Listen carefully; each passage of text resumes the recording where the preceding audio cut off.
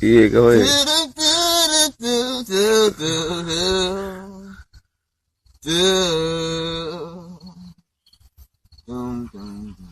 Had to change my answering machine. Now that I'm alone, cause right now it says that we can't come to the phone. And I know it makes no sense for you to walk out the door, but it's the only way I hear voice anymore. Tell him, Squid G. It's ridiculous, it's been months. For some reason I just can't get over us. But I'm stronger than oh, enough is enough. No more walking around with my head down. I'm so tired of being blue, crying over you. And I'm so sick of love songs, so done with it. So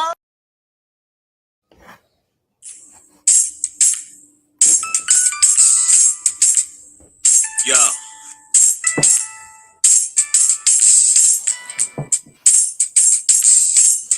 The way just do, he just smooth, bringing much news with the facts when he crush fools. I'm rough school, I bust moves like crush groove. Pass me the mic and I'll turn it into lunch food.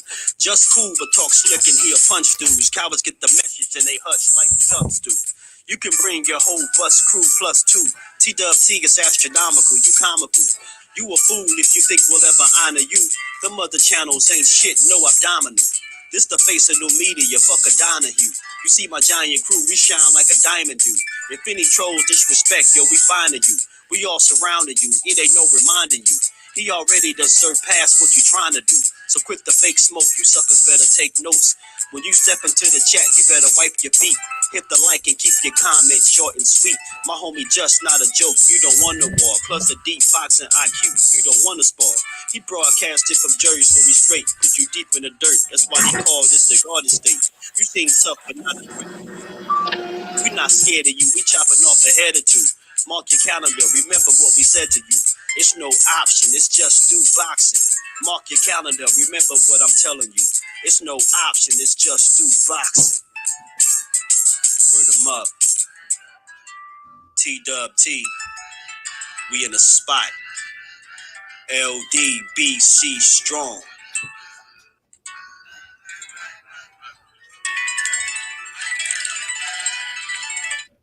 What's good? What's good, family? What's going on, DP? What's good with you?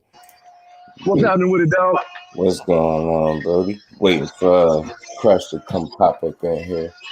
Yo, Make I'm sure gonna be I tapping pay. in and out, man. I'm at work, so I'm gonna be muting my shit, bro. I'm on this list, so you already know. I got you. You got back up. I'm here with y'all. You already know, homie. Right.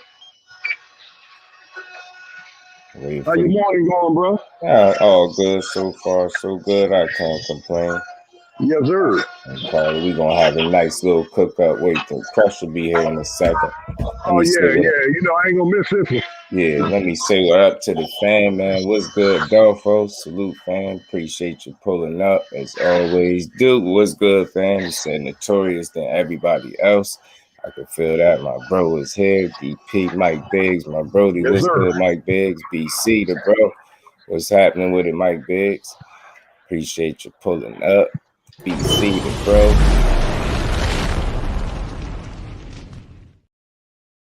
Smoke was good. Smoke, appreciate you pulling up. And that's my bro Crush right there getting ready. Salute to the fam. Y'all punch the like button, man.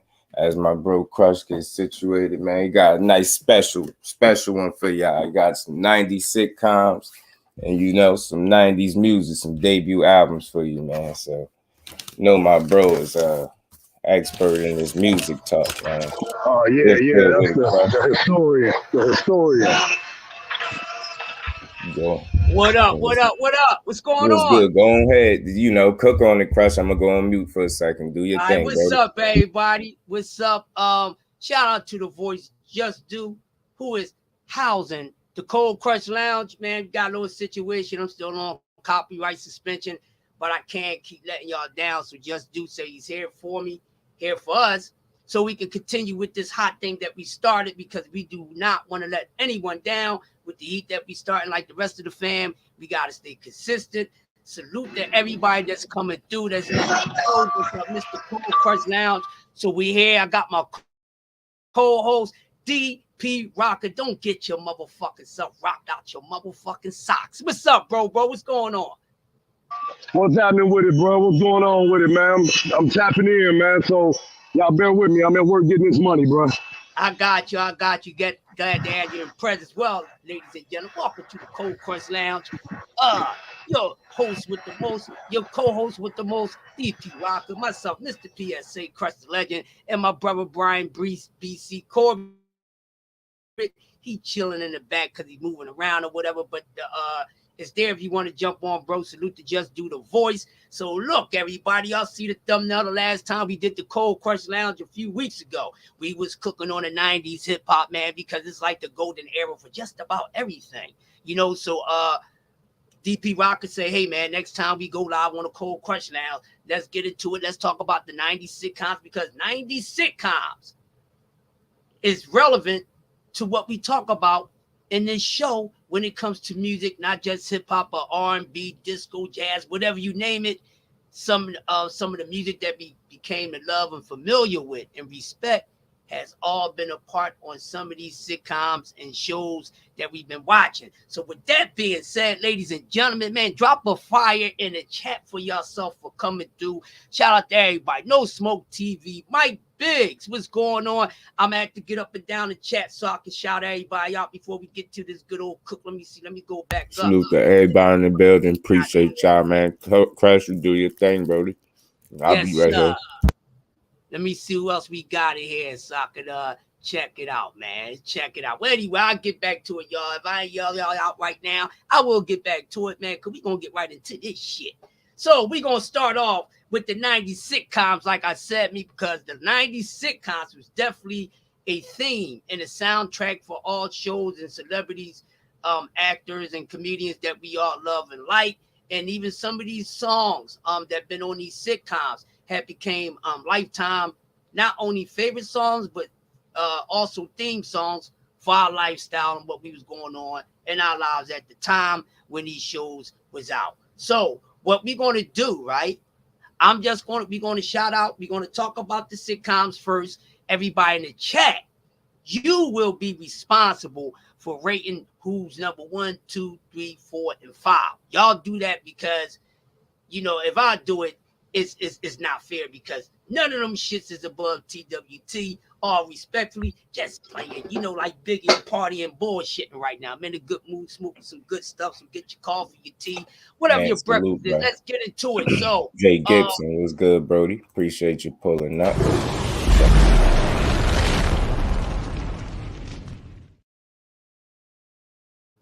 Loaded just as much as the music. I'm here with you listening, Brody, so go ahead and do it. Bro, you want to drop some flames, bro? You got to drop flames. Drop the flames first. You can get the flames out the way, bro. Yeah.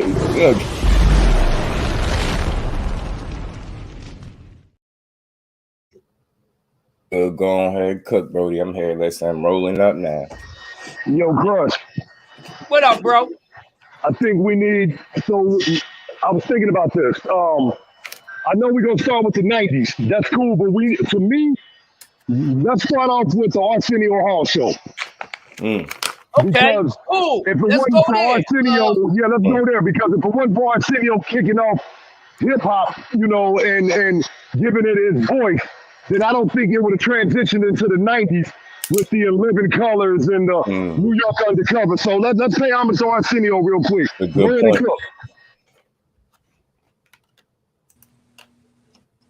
That's a good point. That's a good point. You can go ahead and Fizzle was good, bro, Five. go ahead and kick that off. Appreciate you You pulling up. Fizzle was good. Well, Drop a flame for him. All right. You know, in the 80s into the 90s, you know, because he had like a 5-year run. That's when I first got introduced to like the stage presence. Like you, of course, seeing you on there backing up for 3 Times Dope. You know what I'm saying? Which, you know, paying homage to you and watching the birth of NWA, MC Hammer, watching guys like that come on them shows and just, you know, having that stage presence. You know, the first time we saw leaders of the new school Busta Rhymes and Benchmark, the Fresh Prince. Before these guys even took off, Arsenio was that dude who gave them that voice. And the reason why they moved the man back to an hour later is because he was kicking ass and rating so bad that Jay Leno, Dave Letterman, all of them was in fear of what he was doing. So eventually he got canceled, of course, but shout out to Arsenio Hall, Cleveland, Ohio. Right. Yes, sir. Real quick, y'all. 2 seconds. Salute to my bro 5, man, coming a member. Welcome back to the family. And we ain't never got a box again. Well, Right. well. I already been getting these back, but now it's time for you to get your just due. Yoda, I'll go ahead and Yeah, take bro, it, take what's it going for it, fellas. I have a question. Are you guys gonna give credit to certain other like back in the 80s and like 70s and 80s too that actually gave these black artists, like these rappers too, a chance to be on TV? Well, back then it wasn't even allowed. Like, you weren't allowed on television, like on these talk shows like Carson. He would Appreciate give my bro. comedians that were on the come to perform on his show when it wasn't okay to let those people perform on television and stuff like that. Right.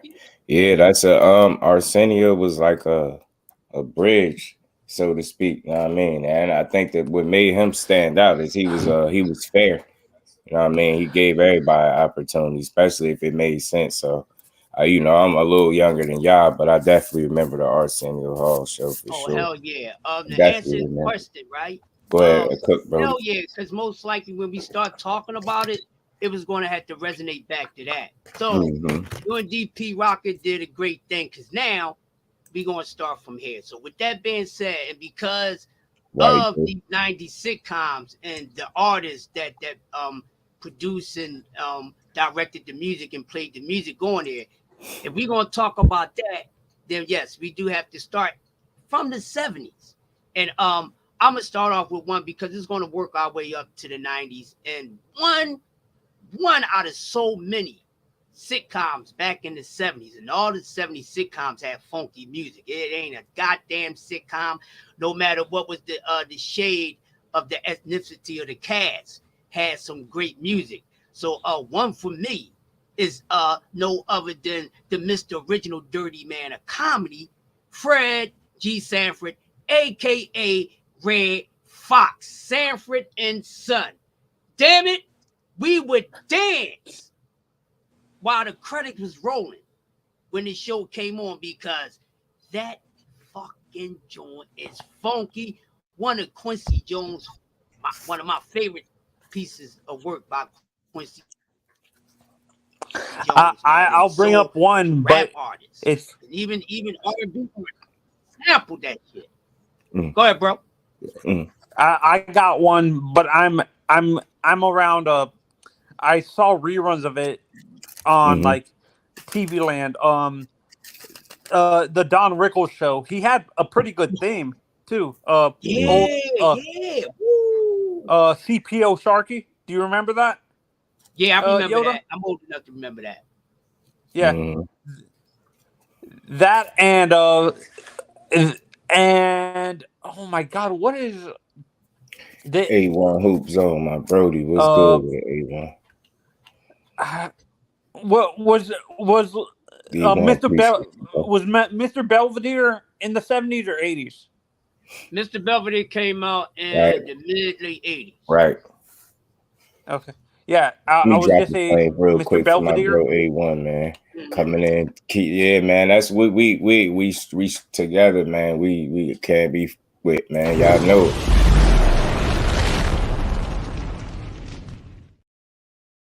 For me, I didn't grow up with the shows you guys grew up with, like those. For me, I grew up on Full House and like those shows like that, like Growing Pains and stuff like that. That's the shows I grew up on. Right. Because I grew up around a lot of white people and stuff like that, and that's the shows they were watching and stuff. I didn't grow up except for my family. Most of my friends were like white and Hispanic, and they didn't really have a lot of Hispanic sitcoms and stuff like that, except for George Lopez. But and that's it. Like for me, I didn't really have a lot of sitcoms that connected to my community and stuff like that growing up. Cool. I'm gonna give you one you can go pull up and check out. That was back in the 70s. That was sitting for a little minute, but because the competition was so stiff, it wound up flying off on its own, and it had a funky theme song. Chico and the Man was a sitcom. Oh, Chico? Chico and the Man was a sitcom that was on back in the 70s. And that's one Latino show, themed show that I remember. And it was a good show, but like I said, it didn't last as long as the others because you had Welcome Back Carter, you had Barney Miller, you had those type of sitcoms going on, which good theme songs. The Honeymooners. The Honeymooners was that was even before my Jackie time. Gleason. Yeah, Jackie Gleason was dope. The theme song from that has been sampled a whole lot. From artists, hip hop artists from the 80s up to the 90s, and even up to now. You can hear some of these the new era producers go snatch a little sample or little piece from something from back in the day, and just put it to the way that they sample and put stuff together now. But if you have that ear for music, you can hear. And I'm a dude. I used to read comic books a lot, but I don't. Wait. Go back to the first. More of a one thing, dude. Hey, just go back to the one that said I'm classified as black, dude. I'm he's telling Latino. you like the way you was phrasing what you was saying. That's what he's saying. That's politics. You get what I'm saying? That's politics. At the end of the day, you were saying something about not having something that shows in your community. Latino shows, something like that. That's why I figured out why he said that. But yeah, now you are, man, bro. You one of us, bro. And honestly, there was good shows like reruns of like the original. I Love Lucy had a good theme too. Hell yeah, that's sample like a motherfucker, bro. What, man? Yeah, my mom, man, she used to love the Honeymooners or so, whatever. What is it? I Love Lucy. I Love Lucy, Honeymoon, all that old school. Man, every hot producer back in the 90s, bro, touched that sample. They was touching that shit like they was touching JB's, man. Right. Hell yeah, definitely that. But I noticed the newer sitcoms now don't really do that. Like the newer sitcoms that are on television now, Yoda, don't do what you guys are talking about. It's very generic. Like that's why he revisiting the dope era when it was like dope. You know what I mean? The 90s, man, just like you one of those you had to be there. You enjoy it. TV just had a different feel when it came on with those shows. Like a lot of the ones you sent me, bro, classics. Like the kind of impact a show had when you got a damn 4-year-old asking to watch Martin, bro. You get what I'm saying? The show way older than him for him to be asking and actually know he reciting lines and from scenes and he know the characters. Like it's different, man. It's different, man. I just feel like TV just it's more pure, man. Just would the Cosby Show be considered by chance? Cosby? Well, Cosby came out. Cosby Show be considered a sitcom?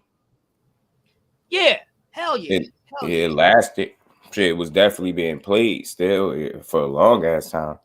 Yeah, all the way up until because there's certain shows that cross over to other genres. That's why I was asking that question.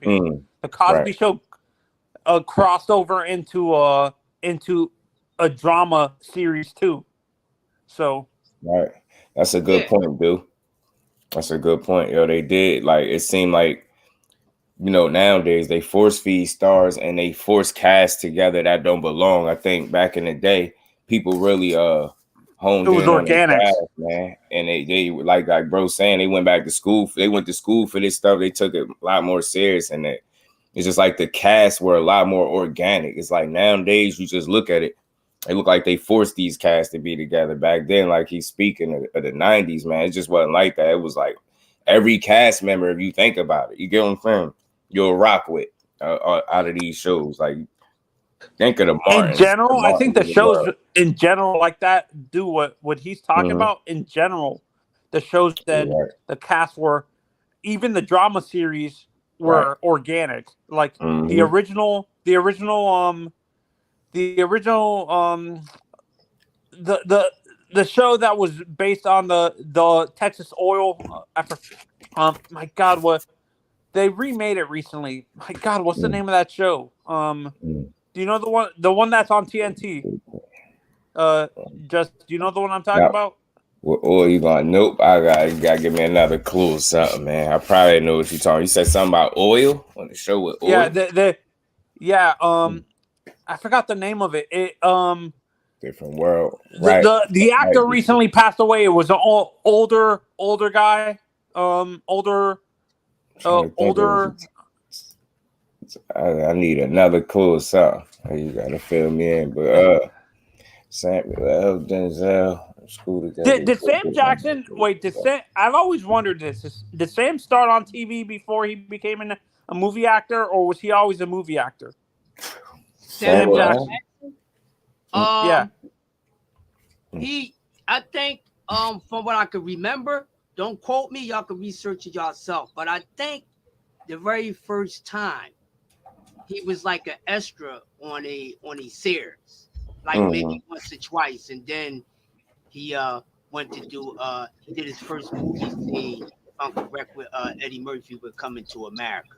Yeah, because he was already floating around, so I think he played like, Dynasty. Nothing major. Everybody, it was Dynasty.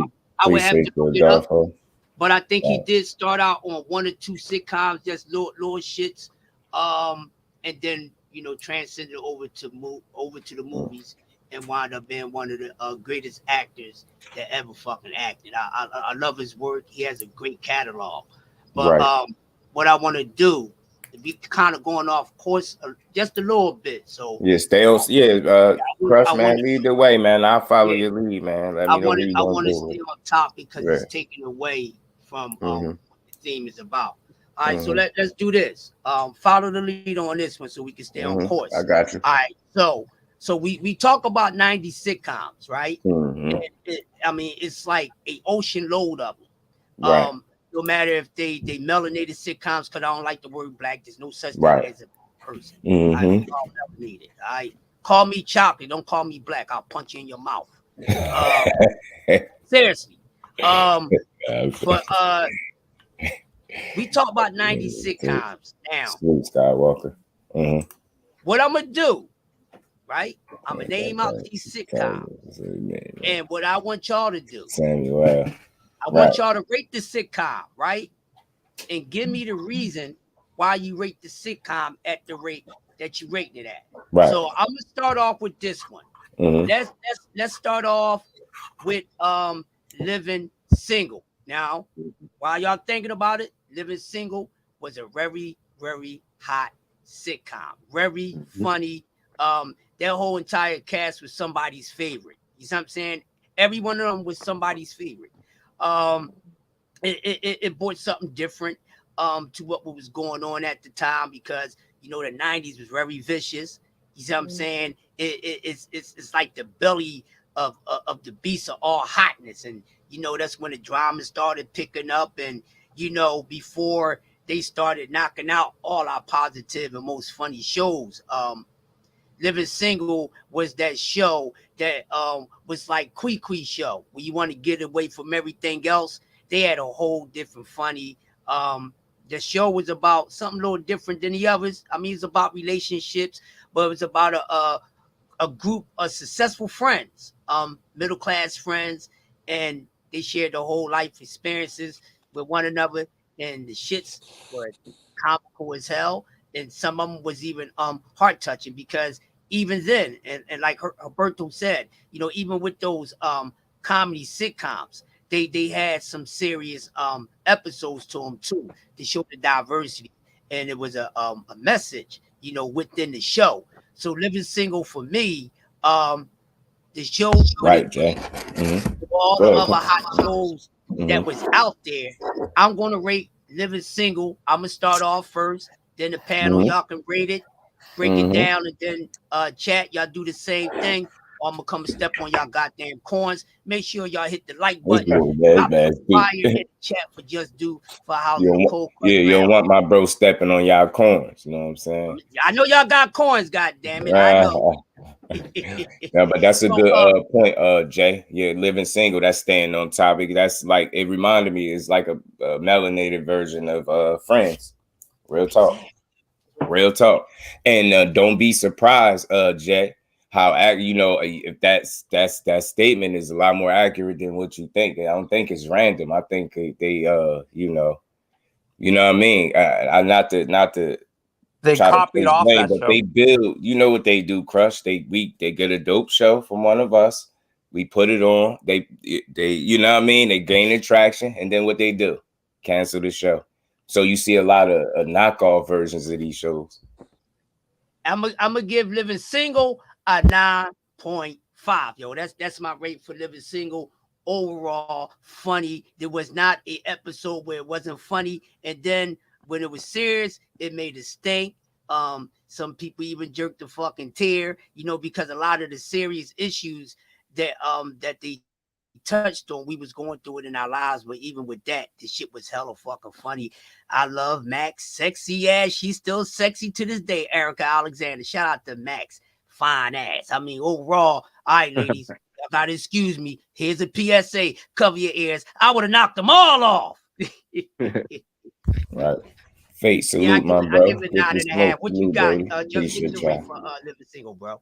But yeah, living single was definitely dope, man. And you made a good point. See, and I think that adds to what I was saying about them they cast being more organic. It seemed like even if like you used to hear about little riffs and stuff after the show, after the fact stuff, but you would never know that watching that show. You get what I'm saying? It's like they fit for each other, and I think that the chemistry just is unmatched, man. And you made a good point saying like everybody, each one of those people was somebody's favorite person on the show. That it's not like that nowadays. You get what I'm saying? It's not the same. You don't find yourself. I mean, it take a lot more. It's like they almost nowadays they gotta force feed them on you. Back in the day, it was organic. You found who you liked and you rock with them, or you generally rock with the whole show. Like I don't find nobody from Living Single that you don't like. You know what I mean? Everybody served the purpose. The show it rolled. It made sense. You get what I'm saying? So I'm telling you, man, it's just the production, the chemistry on set, man. The direction of these shows, it just was a lot different. It was a lot better. Nowadays, it's like it's real watered down, and it's unoriginal. You get what I'm saying? You what we're saying is like knockoff versions of other shows that we wish were still around. That's what we get on everything they doing. It just pay attention. Look at the model. Look how they trying to set it up. They trying it, but it's not going to work because, like I said, back then I think it was a lot more organic. I think now it's a lot more forced. Like you get it. Like it's just like you didn't.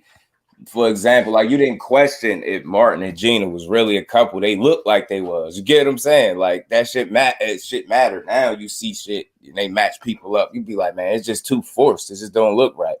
I don't know. That's just something I've seen, man. I just don't see or when you watching these shows, you don't feel the same chemistry that you used to feel watching your 90s, man. I'm telling you, the feel of it, even the theme music, the music. Yeah. Like, think about it. What classic, like right now, that you got like shows that you could think of all top of it, like theme music? That's how dope the shows was back then. The theme music was dope, bro. The theme music was a hit. A different world had Aretha Franklin, bro. Theme music. Good point, bro. What's your rate? Yeah, and for me, in terms of the comedic timing and comedy in the shows, you can't, because of PC culture, I don't think you can say some of the stuff that you got away with in the 90s. Like the PC culture screws up what you can put in shows too. Maybe because people, a lot more sensitive. But what you say, we're rating them out of all the shows that we got listed? Yeah, what's your rate for Living Single right now? Or like how we doing it? Like what you mean? Like a scale from like, are you saying out of all of the shows, where do I rate that one? So when we build on the show, we're gonna give it a rating at the end. That's why I gave it a 9.5 at the end of my breakdown. Oh, okay. Yeah. That's what I was trying to get. Yeah. Because I like that more so better than pitting them against each other. Because I love them all. I hate when we got to pit. I love like them that. all, dog. But yeah. I mean, listen, man. I'm with you, man. I give it a strong 9 for sure. I ain't got it. It wasn't too much. It wasn't nothing that you didn't like about that show. You understood what it was. It was living single, and you know what I'm saying? It's just the title alone, man. So I'm with you, man. I rated it a strong 9. And strong 9. Okay, strong cool. 9. Strong. Straight from the motherfucking rotten apple. Ladies and gentlemen, my brother BC Corbett, the co-host with the co-most, and he will burn you like toast. That's all I got to say. BC, go ahead, brother. We on Living Single right now. Give us your just do and then give us your rating on it, bro. Living Single was dope. It had the ill soundtrack because of Latifah. They was funny. I thought everyone could be someone's favorite because mine was Cal. Yeah, Cal. Yeah, that's my brother's favorite. Him and the dynamic that he had with Dark Skin Shorty was dope. Oh, with Max? It was yeah. They don't make shows like that anymore. And it's because they can't, because that's not where we at in the world no more. But I gotta agree with you. I'll give it like a 9.5. Right. Berto. Every girl says she like Overton. What's your rating? You know anything about Living Single, bro? Yeah, no, it's funny. I watched reruns of it, and I liked the show. For me, I didn't have a favorite character. I just liked that the show was good overall. Like, for me, it was an entertaining show. Like you said, there was serious episodes, but within the seriousness, there was times where it could be funny and stuff like that. You don't see that anymore with sitcoms. It's either straight up comedy. Yeah, it's straight up comedy where it's slapstick comedy, or it's serious to the point where they filter out the comedy and stuff like that. And for me, I would give it an 8.3. That's cool. Okay, cool. That's a good rating. Good. Jefferson's right. Hey, Jeff. I'm gonna move the panel around different this time. So since I started off with Living Single, bro, you started off with one and you give it and you go around. For me, okay. Well, shit, man. I'm gonna tell you right now, one right off the top for me, man, is the Martin. I got to go with Martin, man. I mean, it ain't too many shows that I know more episodes of. Like when the first few seconds of it coming on, you get what I'm saying? It was once upon a time. I used to know the names of the episodes. It was bad, bro. We used to watch that religiously, man. Watching that, you would have thought it was a new movie every time we put these shows on. And like I said, my nephew, I think it was like 3, 4 at the time. This little boy used to ask to watch Martin. And he used to know which characters was which. And it was crazy. He used to recite certain parts of the scenes and stuff like that. I just thought that was crazy. Look how wild, impactful that show was. Look how much older that show was than him. You get what I'm saying? For him to be asking, demanding to watch that. Just think about it. A damn 3, 4-year-old, out of all the stuff he could be watching, he want to watch Martin. No Mickey Mouse, no none of that other shit. He want to put Martin on, bro. So, man, that's just had to be overall one of my favorite shows. I don't have too many episodes, honestly, that I don't like. Obviously, it switched up toward the end when they started having issues and things like that, which kind of hurt it, but it still was what it was. It still was Martin. As long as Martin was in that damn show, it was a show. I mean, for him to play all the characters, man, you got Dragonfly Jones, Otis, man, the white boy, man, like it goes on and on. The little booger nose neighbor. I don't get, man, that character, Roscoe, like booger nose, and Mama Payne, like it just go on and on. This dude, you know what I'm saying? Tony Rome was the man, yo. Jerome, like, yo, that is never, it's timeless. That Martin is timeless, bro. It's never going to be a time where I'm thinking, if somebody got that on, I'm never going to question it. I already know what you want because it was like that. People, we was going out getting the DVDs, making sure we had all the seasons, man. We watched those joints, man. I'm telling you, religiously, too many characters. You got the brumans of the world, man. Cole, man, we watched this show so much, bro, that we started catching when they mess up on camera. This is how bad it got. It got to a point where we used to catch when they was laughing when they wasn't supposed to. And I'll point out a time, and I'm telling y'all, if y'all get a chance, go watch the scene, yo. The scene when he was reenacting the New Jack City scene. Now I mean with the dog, when he had the fake dog, bro.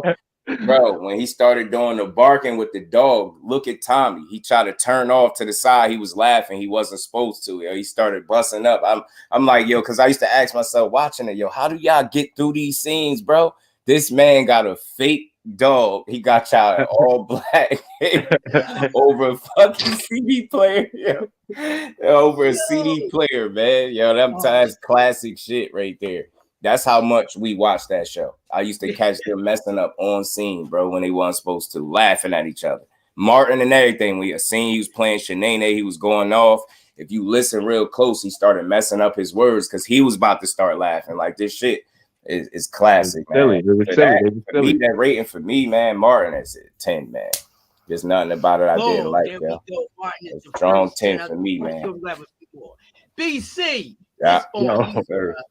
Yo, y'all got me rolling thinking about how stupid that show was, man. That show was stupid funny.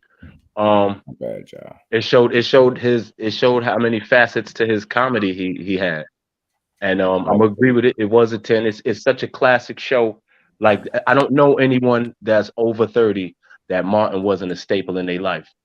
Like, it was just that impactful to our culture and whatnot. I'm a couple of ice cream seasons older than that, so I'm gonna agree with Mike Biggs. But yeah, Martin was definitely a 10. That shit was funny. All of the little characters he had, they laughed every episode, bro. J.A. Dixon was good, Brody. Say King Beef. Berto. We talk about mine. Martin Lawrence. For me, I didn't grow up on his series. I grew up on his movies. Like, for me, I grew up with Martin Lawrence as a movie star, not when he was on TV, to be honest. So I would give it a 7.5 because, Man, you never went back and watched it, yo, it's so real act. Not that I'm gonna let you finish. I just wanted to say that you could go right now, bro, and you could start Martin from the pilot, from the opening episode of the first season. And I watched a few episodes. It was freaking hilarious. Like, when I watched Martin, I liked his friend. That was Cole. Yeah. He was the funniest one on that show, bro. To be honest. Cole was shot out, bro. Funny as hell, man. Oh man, you just making me think of some of this shit. Cole crazy. Oh man, you don't got shows like that no more, man. You don't, yo. You just don't. Jay said strong. 7.5. I'm gonna have to cut you. 7.5. Sean, what's good with it, Brody? How you feeling? Herberto, Cole being your favorite one, that's a damn 10 alone. Because every last one of those characters was a 10. They all was super no. The reason why the reason why I gave it a 7.5 is because I would watch on and off Martin. I wouldn't watch it consistently. I would watch it maybe like 3 or 4 episodes every few weeks because I was like the show would come on, the reruns would come on when I was at school, and I would you catch it when it came on. Yeah, smash the like button for this 90s cook, man. I respect that, man. I ain't gonna hold that again. Blake Varnell, oh man, Jay, man, you remember that Crush Varnell Hill? I'm about to get into it, goddamn. Cook on it, bro. Cook. So Martin Lawrence, you know, I was hoping we was gonna bring him up last for that part of the show, but fuck it. Yo, I'm gonna give my rating first, and then I'm gonna tell you why. I'm breaking the rules right now. Yeah, it's 10. Man, I'm breaking the scale. Fuck it. We'll build another one. Martin got to get a goddamn 20. He got to get it 10 times 2. One of the most funniest sitcoms of all time. It is funny enough to be everyone's favorite or even a top 5, dead or alive, no matter what the age generation is. My 2 oldest children, just like he was saying, they used to watch Martin Lawrence. You know, they want to go watch reruns of that. If it's that or Friday. Welcome to the family. Appreciate you. Just the chemistry. The chemistry for the show, which is very essential in anything that you do when you have a team. Right. You know what I mean? Because because you need team chemistry. And the chemistry was so natural on that show. And just like everyone who's spoken before me on this show. Right.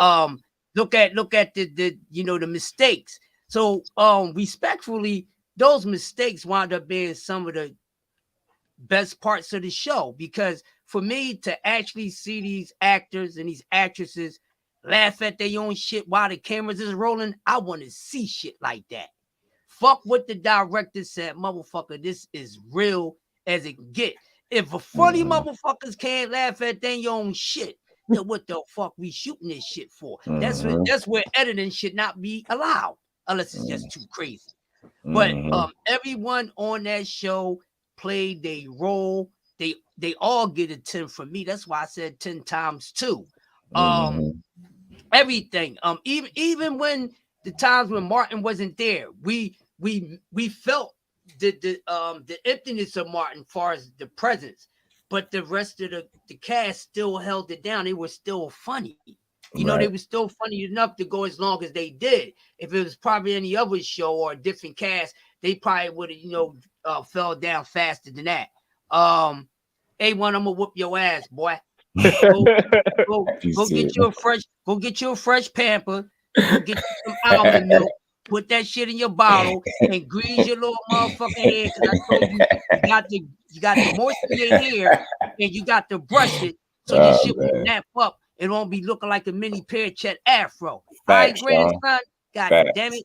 That's my grandson. 8 characters, bro. Don't mind him. My grandson got one of the best shows when it comes to sports on here. So if y'all ain't subscribed to A1 when he's talking basketball, my grandson is in goddamn diapers. He know basketball better than some of you motherfuckers. Salute to my grandson. You know what I'm saying? Yeah, Talk to him, Sean. Talk to him, man. I'm telling you, he just did too much, man. He was that show was just Martin. You look at what it took for him to do all them different characters, bro. Listen, man. He said he used to hate this Shanae shit because he used to hate putting on all that extra shit. So he said he used to try to get those scenes right on the first take. Like he'd try to one take them joints. And they had a lot of ad libs in that show too. Even with some of these buses, man, it was ad libs, bro. It was super funny, man. And Martin. Speaking of Martin, before we go to the next show, man, we talk about Mr. fucking Def Jam comedy, man. Right. That's the guy, that's the father of Def Jam comedy. Like, he set it off, and Def Jam said, shout out to Russell Simmons, but it was no. So, I have a question. So, would you guys, I have a question about the show Martin. Was that what he just brought up? Was that the start of when was that the start of Big Mama, the Big Mama's house? Yeah. He got his training with Shanae and Mama Payne. You know what I'm saying? Def Comedy Jam, bro, was the set off to everybody that's a part, mostly everybody that's a part of the sitcom show that we're going to cover. It was the jump off for a lot of successful people. A lot of people from Def Comedy Jam, with Martin being the original host, a lot of them went on and have shows. Some of them came out in the late 90s. We're going to get to the Steve Harvey show. We're going to get there because that was a funny ass fucking show. I already have mine. Salute, Sean. Big Tex in the building. What's going on? So he went off and had his show. My man Eddie Griffin, he went off to did Malcolm and Eddie with Jamal. And that was a good show. That was very funny too. A lot. So a lot of comedians. Martin paved the way with being the original host from Def Comedy Jam. I mean, Bernie Mac wound up getting his show. That was fucking funny as hell. Right. even Cedric when he had his little solo show, man. So a lot of people wind up popping off, getting on sitcoms, getting in movies. Bill Bellamy, How to Be a Player is a funny fucking movie, man. The greatest work he ever did, in my opinion, man. So yeah, so salute to Martin, man, because Martin is the reason why that we got so many hot sitcoms in the 90s, because he was the original host with the most from Def Comedy Jam, and he was one of the most respectful and most feared comedians out of all time.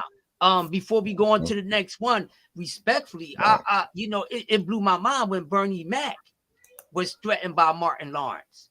You know, you got to be a funny motherfucker, or the funniest motherfucker on the planet, goddamn it, if Bernie Mac is threatened by your funniness.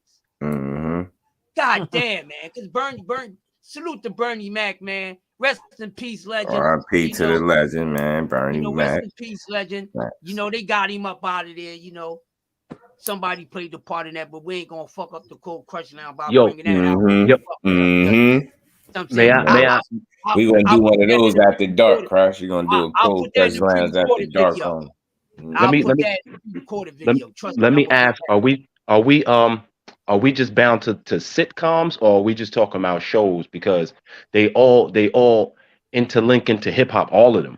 Right. And some of them came from the 80s, like A Different World. And and that was gonna be the next sitcom. Right. So let's start off with that, bro. You can go ahead and kick that off. We going In Living Color. Right. Because there was a lot of hip hop came through In Living Color at the end of it. Right. All right, which one you want to start cooking off on, bro? Whatever one you want to kick off first, you kick it off. It's your turn to kick it off. All right, boom. So I'm gonna get into In Living Color. I knew it. Yes, go there. Yes, go there. Go ahead, bro. Because that show was, I remember I was in junior high, and that show was like, my moms did not like me watching that shit because of the Buttmans, the men on film. Like, that shit was hilarious. It broke so many comedians in. First of all, Keenan been funny. His brother, his whole family been funny. Then Tommy Davidson, came through. Then Jim Carrey, Jamie Foxx. Like, that shit was, and then at the end, that's how J-Lo respectfully got popping. Thank you for bringing up J-Lo. That's what I was gonna say. If it wasn't for In Living Color, she wouldn't have become famous, to be honest. She got that start over there. Got that start up. I won't say she wouldn't have been famous because you know she was a dancer. The Fly Girls we used to look forward to that every Sunday. It was countless. That was like a casting, couch almost like for talent. You know what I mean, that show, because like so many people breezed through there and got recognized from here, and then you know what I mean. I'm gonna say if it wasn't for In Living Color, we wouldn't have Saturday Night Live. If it wasn't for In Living Color, Saturday Night Live wouldn't be around at all. It's the other way around, bro. It's the other way around. If it wasn't for Saturday Night Live, In Living Color wouldn't have been able to. Right. I thought In Living Color came around first. Saturday Night Live came out in the 70s, bro. Well, yeah, right. It's true indeed. Yeah. Okay. Family Matters. I thought that show was around for a long time too. That's why I assumed. Living Color was wild to say. Yeah, facts. Family Matters, the Cosby's. You just got, man. Just what I'm saying. It was different, man. Sitcom shows was just different. They meant something. They them things was like rituals coming on in people's house. I'm telling you. And as far as theme songs go, In Living Color, like everybody in here can still remember the Heavy D joint. We're not gonna sing it, but everybody can remember that shit. Tell you, man, it's for TV. That it was different, man. And I know a lot of people remember like the point where these things are reruns. Nah, I'm talking about active, like, you waiting for the next episode type situation. That was different, where you had to be there at a specific time to catch it. You know what I'm saying? That was different. That's why I say, man. That's how I know about most of the shows you guys are talking about, because of reruns, not because of the actual original show and stuff House like that. Party, classic. Another one. Another one. It's a movie. That's that 90s energy just different, man. All of those shows. I like that era because late 80s, early 90s was a time where when these shows were on, at the end of them, they would break like real life groups, like Uptown Comedy Club. You remember that? Do you remember that show? Uptown Company Club? No. Uptown Comedy Club. It had FOXX on it. That nigga FOXX Alexander. I know what you're talking about though. And they brought out SWV. I got onto his other show. No, 101 was my shit. You know what I'm saying? That era was just so it was hip hop was still so, I can't even say it was new because it wasn't, but just where we was at in the world, that shit was so groundbreaking. All of those shows were so groundbreaking. They set a lot of our real grown men morals and things of that came from bullshit that we watched on TV. Like real life shit. Like, homie, don't play that. Like that is like such a real statement, even though it was on a comedy show and the shit how he was giving it up. His like it was stupid, yo. It was stupid, but it was so true to life. Right. Y'all smashed it. Like, but man, for this 90s cook, man. Salute to the bros in the building. Hanging with Mr. Cooper, forgot one. Man, remember that too. It smelled like classic, man. Family. This is when TV was more fun. Now you just rather not. You don't care. I don't feel like everybody got all these types of favorite shows. Not the way it was. Like you might have a couple now, but the damn sure ain't the way it was, man. Right. Tell me, violence and death and negativity had a lot of life lessons and stuff to be learned too, with their comedy, which made it dope. Robert Townsend, Partners in Crime. Oh my goodness. Yeah, I remember that. Yes. In the house, definitely. I remember. What was it? Parenthood. Parenthood was my shit. Oh, he just said it out. Parenthood and Cosby's a 10-year. Parenthood was my joint, man. Robert Townsend. Al Bundy. You know it, DP. I had you in here too, DP. I don't know if you know you was in. You want to get the ratings now, Yoda, for In Living Color? Yeah, that has to go under 10. I'm gonna say Living Color 11. Definitely gets a 20. That's really 10 for me, bro. Yeah. My show is Family Matters.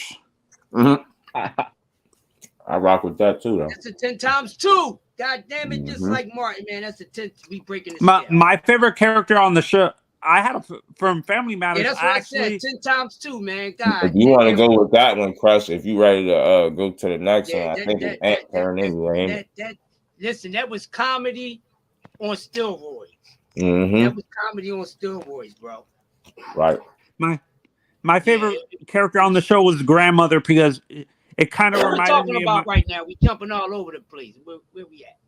Everybody didn't even get finished. They Live in Color yet, and y'all. Sorry.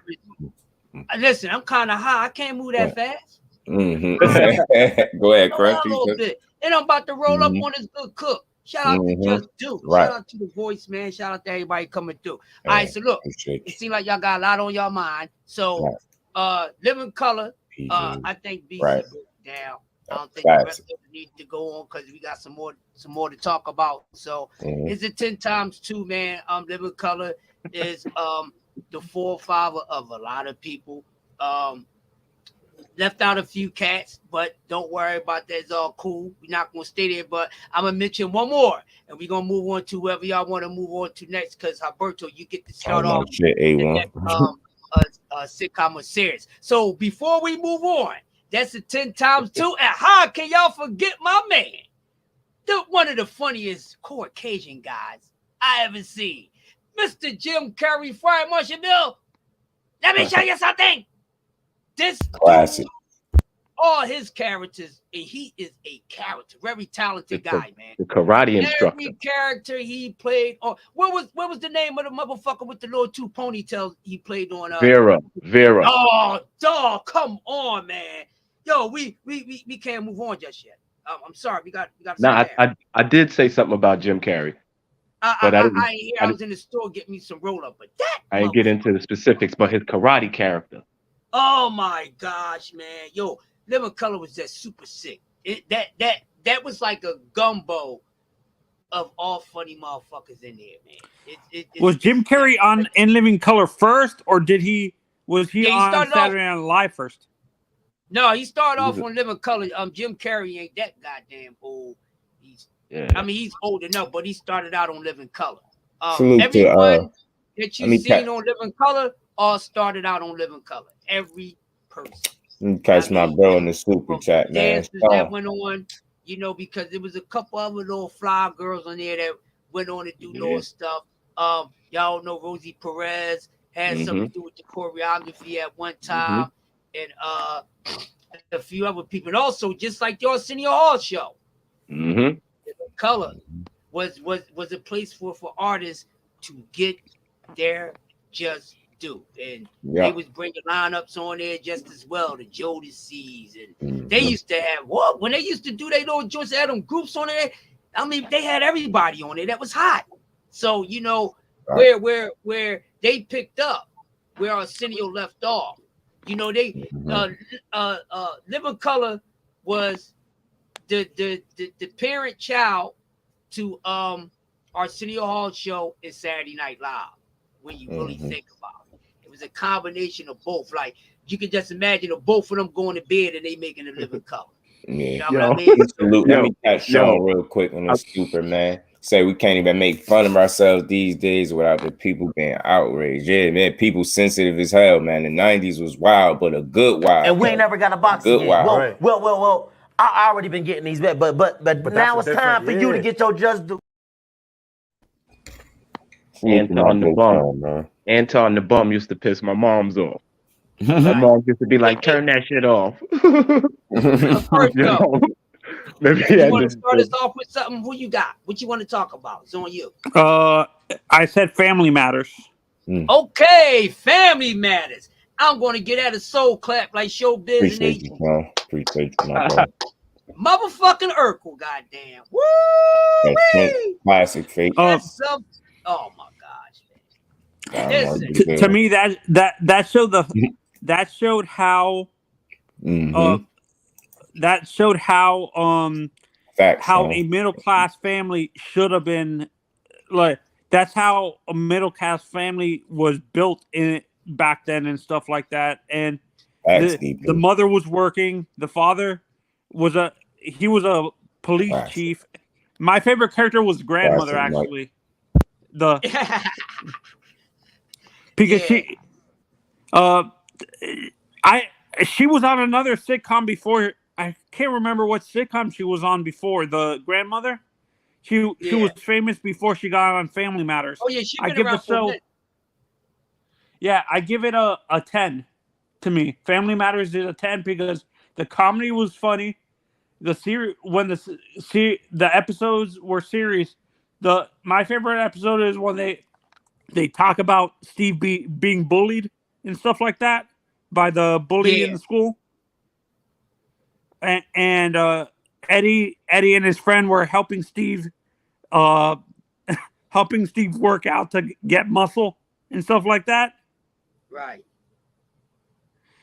And was that the same? I can't remember if that was the same episode where Steve turned into Stefan. I'm not sure, but you might be right, but don't quote me on it. But I think so because I was thinking about Stefan while you was cooking on it. Yeah, no, and honestly, that was one of my. I actually was able to just based off reruns. I gave it a 10, just based off the I watched it from the beginning till the end of the show in '97. Was one of the best shows on television, sitcoms on television for that run. Right. Yeah, Family Matters. Overall, good show. good comedy, good drama series, you know, because a lot of those shows is touching on everything that we was going through. We could relate to all these shows, and it brought a lot of humor to what was really going on in life. Like those shows made arguments a little healthier, you know, back then. Cause you be arguing with your chick, and next thing you know, the rhythm hits you for one of those shows, and now you and your woman roasting each other. How the fuck we get to that? We just was calling each other motherfuckers and this, that, and the other. Next thing you know, we roasting each other like we Pam and fucking Martin and everybody else that used to go through it. So it, you know, it brought a lot of humor to what was going on with serious matters, serious family matters in life, and that show touched on that a whole lot. Great cast, everybody played their part very well, just like all the other shows that we talked about. But my favorite character, you know, is Wardo. Nah. Motherfucker. Hey, yo, when we do the next joint, we gotta do a joint about all the funniest sidekick motherfuckers. Yeah, right. I got you. Say no more. And you just name the shows and we gonna pick them. You got the Waldos, Bullethead to the world. You know what I mean? Jazz. Them sidekicks. You got a nice amount of them. Shit, Carlton in some ways was a sidekick. Shit. Oh yeah. Hell fucking yeah. The motherfucker Mike. And I think they won multiple. Didn't Family Matters win multiple Emmys? Yeah. That is true. Family Matters was different, man. It used to hit home. It resonated, man. You know what I mean? You know, through the comedy again, it had balance. That's what in the cast represented. It complemented one another. They did. You know what I mean? It went smooth. And as funny as it sound, you know, Steve Urkel wasn't even supposed to be the main guy at all. That wasn't even the initial plan until people seen him and started loving him. And then he asked for him, and then it took the show in a different direction and made him a bigger part. And that shit just took off, man. It was nothing about Steve Urkel's. I'm gonna say that Steve's slapstick comedy played off well off of Reginald John Page's dry humor. That with those two separate styles of comedy, I didn't think that was gonna work. Like Reginald's dry humor with Steve's slapstick, Jamel Hill's slapstick comedy with Urkel. I didn't think that was gonna work, but it played off each other very well, which was kind of surprising.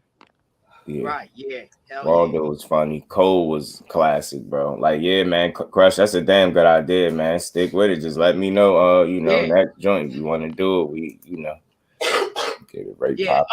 Here's the next one for us, and I'm gonna kick this one off. I gotta talk about one of the most talented guys in entertainment. Very funny guy.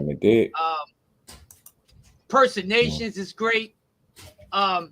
He can do actors, he can do singers, he can do animals. This dude is just the other side of Jim Curry, except for, you know, he's darker and he ain't as agile, crazy as Jim Curry, and can sing his fucking ass off. Came out with multiple hits, played the shit out of Ray Charles and played the good Mike Tyson. I'm talking about Mr. Jamie Foxx. The Jamie Foxx show, god damn it, was off the motherfucking meat rack. You understand me? Yo, Jamie Foxx show was fucking hilarious. And just like it had a lot of big names coming through, musicians and actors and things like that. And everybody played their part. Just about everybody in there could be someone's favorite character, because even Fancy wasn't the funniest, but she played, you know, the star character that she had. She did her part, right. And just because she was so fine, she was everybody, some people's favorite character. Oh man, Jamie Foxx show was off the fucking hood. That motherfucker is stupid crazy. You know what I mean? He need a motherfucking checkup, because that motherfucker is a fool. And then remember Tyrone Koppel, the news dude, man. Oh yeah, and, news dude. And he was off the hook, man. Jamie, man, another one, bro. And then Uncle was off super talented. When I was off the hook, man. Y'all want to go ahead and cook on Jamie Foxx show? I give Jamie Foxx show a motherfucker goddamn 9.8. That's where I'm going at with the Jamie Foxx show. Just Do is on you. We talking. Yeah, I'm telling you. Listen, man. Jamie was another one, bro.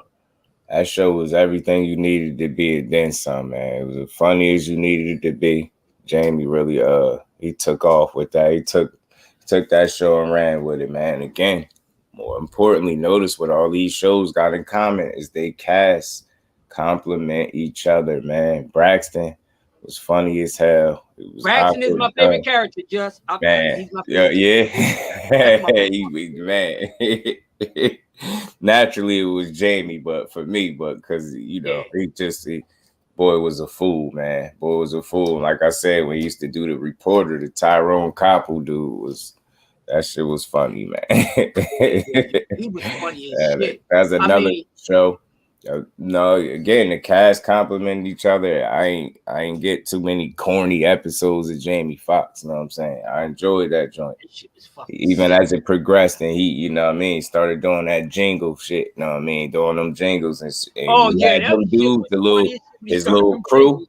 Man, it made it. That gave the show a different little, a little spin to it. You know what I mean? Made it still funny to me. Jamie was the one. Man, that hand. Classic, man. How you can't mention that show without mentioning that, DP. I'm telling you. Yeah, everybody was doing that hand, yo. What? Everybody. You got the man, everybody was doing that hand everywhere, man. That shit was classic. That's how impactful that was. Everybody was doing that because they was watching that show. And it was funny, man. It was funny to see how many people picked up on it. I think it got to a point. Some people don't even know where it started from, where they started doing that from, bro. They don't even know, man. I'm telling you, it's crazy.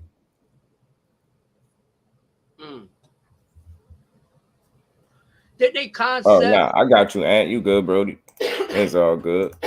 Yeah, DP. You brought that combat tool back. What's good, family? How you feeling? Yeah, DP. I'm glad you ain't let us forget, man. Bringing that hand up, cause man, classic, bro. Classic, bro. Everybody was trying to do it. Everybody was doing it. It got funny in the show when they used to get him every now and again. Get his ass every now and again with his own shit. But that was impactful, man. That shit had everybody doing it. I say everybody. People was doing it. The teachers. All type of shit, man. Getting in trouble for it. I'm telling you. All types of shit, man. That was classic. One of my one of my favorite episodes is when Mary J. Blige came on there and he was trying to go be like a fucking Renee and Angela and shit. And that shit was funny. And I can't remember which one of them fine ass actresses came on there. Y'all might help me out. But this is time when, Fancy start kind of giving into him because, she played hardball, boy. Goddamn, I would have got upset with Fancy and went caveman style, pulled all the electric off, cut the electric off and shit, knock upside their head with the club like a caveman and take her to the honeycomb hideout. I'm telling you. But that show was fucking funny, but he had a crush. I forgot. It was another singer, actually. I can't remember who it was.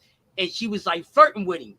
And he was like going back and forth. This is when Fancy started coming on to him. With the first episode when she started letting this motherfucker know that she was with the shit. And it caught this motherfucker. He was acting all retarded, man. When Ron Isley was on there, that shit was funny too. Oh man, Jamie Foxx. I think he was wasn't he Mary J's father in that? I think he was her pop. Yeah, exactly. Yup.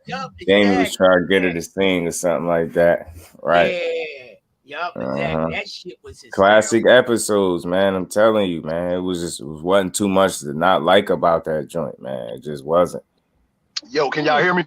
Yeah, I can hear you, DP. Hey, I want to switch up to for a minute. What's up? Let's talk about rap. Let's talk about Rap City, the basement. All right, cool. All right, before you jump it off, all right, listen, y'all. We're gonna start off the other part of the show, and we talking about debut singles of the 90s. So it's since he's gonna take us into the next part, we're starting off with Rap City because that's a good way to end that and to start the next part of the show. Shout out to Big Tigger, man. Shout out to Big Tigger for real. Like I used to watch. That was my favorite, segment. 106 and Park was the shit too. But hey, Rap City, the Basement, some of the coldest freestyles. I've seen them. The shit was ill. Like, and some of them probably was written down or whatever, used for songs. But just for them dudes to get on the booth, and even Big Tigger got in and spit. Shit was ill. The shit was ill. The DMX interview. The DMX interview, Jada Kiss in the booth, shit was ill. Rap City, the Rap City, the Basement. Judah, salute, bro. I love Rap City, the Basement. Just do. Rap City, the Basement. Let's say this before we go on. Shout out and thank you once again to the godfather of melanated entertainers career. And if it wasn't for Arsenio Hall, god damn it, there wouldn't have been an MTV Rap War, and it wouldn't have been goddamn Rap City. Because after that, when everything was going on, they killed the MTV Raps, because they threw a lot of bleach on the brown and shit, and it faded out because they had to keep going with what started them out with the rock and all that. Everybody did everything else. So everything was missing. So we couldn't see our entertainers perform anymore. And we was upset at the Arsenio Hall show and what they did to Rap City when they ended that, as far as with the hip hop and rap. So we only could see him in concert or, catch a video or something here and there when BET was playing. So Rap City bought, seeing these rappers, these hip hop artists that became legends. A lot of them, most of them, probably one of the I'm gonna say is the best freestyle televised program that I've seen in my opinion, because it had, guess what? The golden era, the fucking 90s. God damn, everybody was in there fucking that mic up. Yo, dog, I wish they put that microphone up for auction. I'm robbing motherfuckers just to have that mic.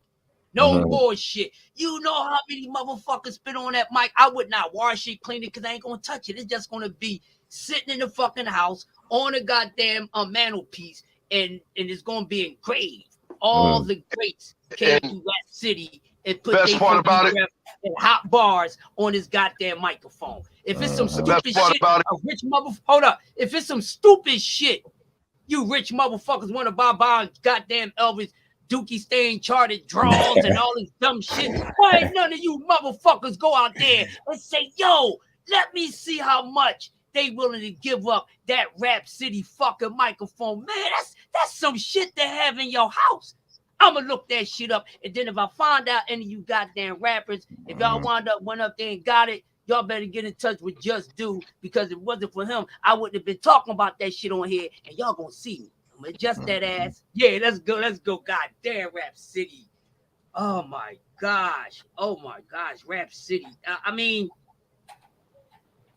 Rap City deserves its own segment, but I mean, there wasn't nobody hot that wasn't there. And I mean, the purity of it, the way it's set up, because it reminds you, especially most of us that was in the house party stage when house party was house parties. Follow me real quick.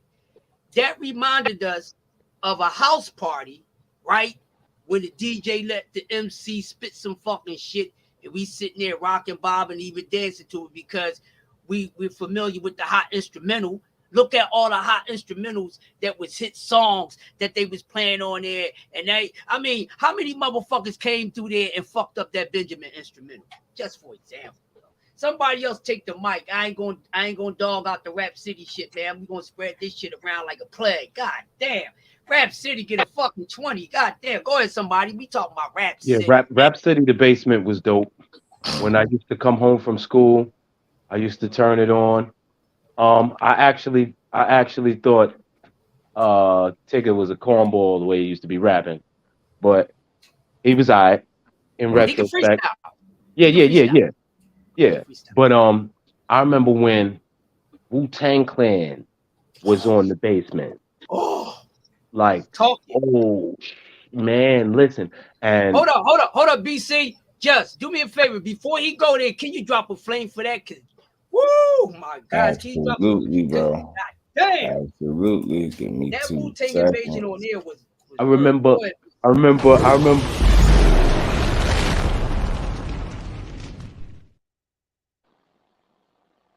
They was kind of bullying Son a little bit too. Right, Sean.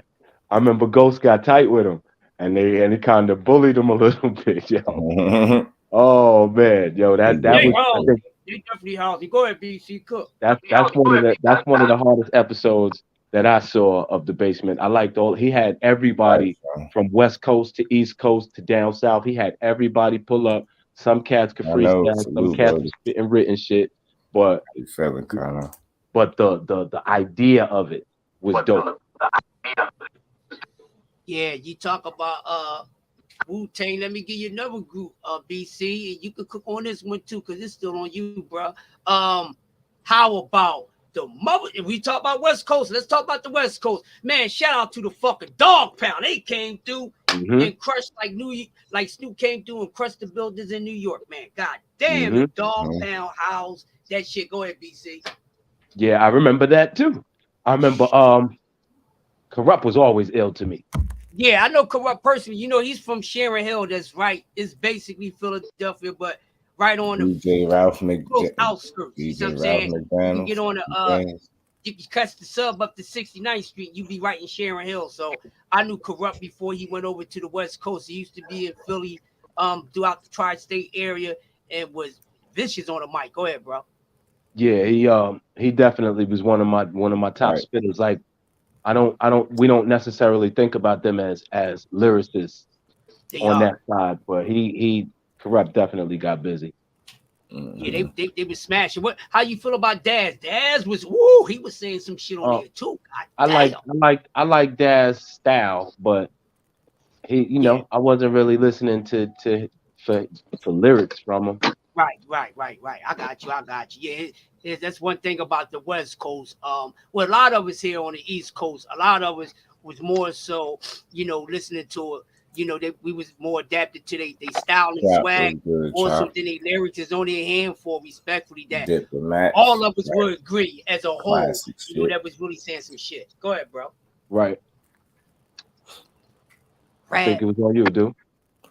You talking about the basement. What you got to say about the basement, bro? The basement was a classic. I mean, they was responsible for giving me one of my all-time favorites, man. Because I'm a Banks guy. Banks my guy. So they went in there and tore that down. I enjoyed every bit of it. So remember, people used to wait for that shit to come on too. Yeah, I mean, you'll line up waiting for that shit to come on, and you'll see shit. You liable to see anybody in there, and it's like the bar got set high early with that. So I think when people came up there, more than likely they wanted to kill it. Everybody wanted to be dope, and I one thing I noticed, some of these artists, man, some of these guys that make a different type of music got more bars than you think. Like they got more layers than you think, and I was noticing that they had some artists come up in there that you ain't really think could rap like that, and they showed you they could. That was something that I noticed was a thing. Can't think of too many right off the top, but I just remember that being a thing. Certain guys going up there and being in there, you ain't no could rap like that, and they was doing it there. You know I mean, just think about like a Luda. You see the kind of music he make. That's music. That's like up you jamming, but he could rap his ass off. He's an example of that to me. Like it's surprised I didn't know he could rap the way he rapped. I did not have no fucking clue. Because when you look at the music that he make, that's like, you get what I'm saying? You make music for the people. I ain't saying you ain't rapping in there, but it's different when you go in the fucking booth and rap some bars. And I didn't know he had them like that, but that man could rap his ass. Did not know Luda could rap like that, bro. Yeah, real quick, just to add on with Ludacris real quick. Thing with Luda, right?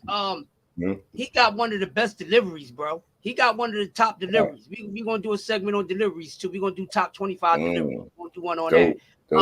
He had one of the best deliveries, and he said nice shit in his songs, bro. Like, everybody was fucking with Ludacris. He just wasn't hot in the South. He was hot every fucking way. And I used to love hearing Rap City, and when he come to Philly and get on Power 99 and do freestyle, the motherfucker is and he nice. still got bars. I just heard some recent shit a little while back. I said, man, he still got it. Yeah. Oh, Diplomats Chop. Oh yeah, shout out to Mr. Chop Top. Yeah, Chop. Salute, Brody. You already know. Rap City too, bro. Hell yeah. Diplomats had showed their ass on Rap City, bro. You had to, because the bar was set high. You know what I mean? So you know, shout out to Rap City. They get a fucking 50 because they was there when nobody else, when everybody else gave up on letting rappers and MCs come through and still be able to be heard and everything like that. So let's go into the final part of the show, because we're gonna shut this down at 1 o'clock. So Just can do what he gonna do. I don't want to take up his whole day. When we talking the 90s and everything that we talked about, from sitcoms up to the hip hop shows at the Arsenio Hall show, resonate with the final part of the show. And we talking about the 90s. Now we could talk albums, but today I wanted to talk debut singles. You know what I'm saying? Not the second or third single off the album. We gonna stay in the pocket like Clive Stumblefield. We talking about their very first single off their first album. So I'm going to make it easy because there's so many to go through. And like I said, we got a little over half an hour left, and I want to stay in that time frame. So what do we do? I name about 10 artists, and that should take us there. And we'll continue the rest of this another time.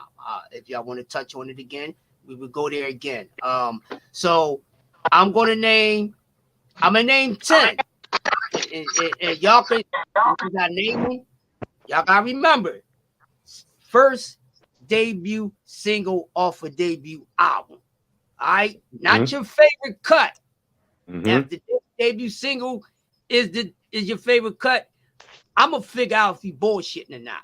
All right, so we have Jay-Z, Nas, DMX, Snoop Dogg,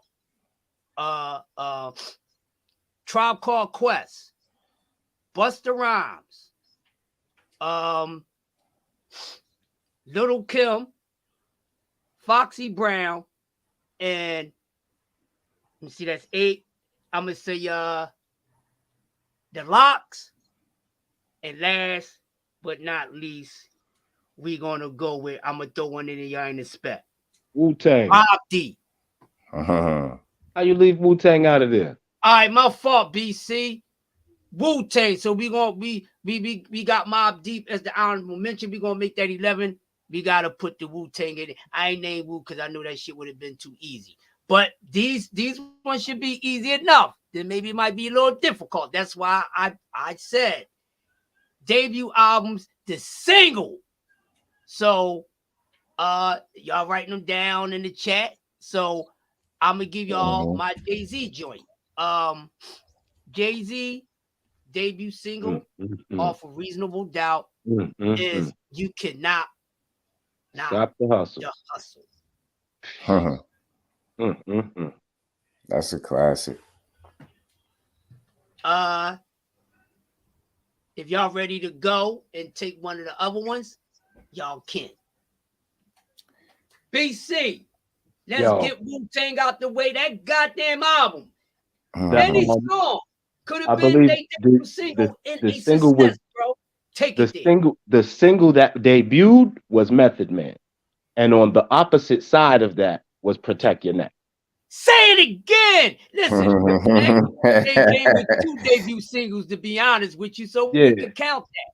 Yeah, they had the A side, B side, and then they had the Method Man with the extended verse. See, exactly, bro. You making me when you say Method Man, right off the top, Bring the Pain just come to my head. Nah, but that came out later, like 94. Yeah, 94. But 90, we was in 92 when they dropped Method Man, because they came out right around Biggie. All of them came out at the same time. Right.